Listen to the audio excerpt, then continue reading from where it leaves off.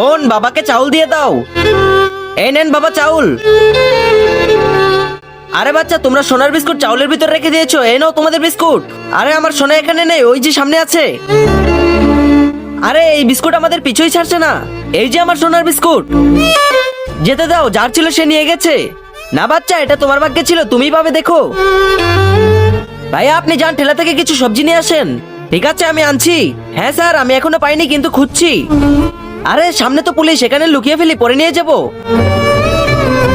আরে 2 কোটি টাকার সোনা চুরি করে পালিয়েছে শালা। আরে ভাই, লাউ কত টাকা করে? ভাইয়া লাউ 20 টাকা কেজি। লাউ আর ভুট্টা নিয়ে নি। ঠিক আছে ভাইয়া, লাউ আর ভুট্টা দিয়ে দাও 5 কেজি করে। ঠিক আছে ভাইয়া, এই নেন। আরে লাউয়ের সাথে ভুট্টা এনেছো ভাইয়া? হ্যাঁ নিয়ে এসেছি, পুরে খাবো। আরে ভাই, এটা কি কাটা লাউ নিয়ে এসেছো?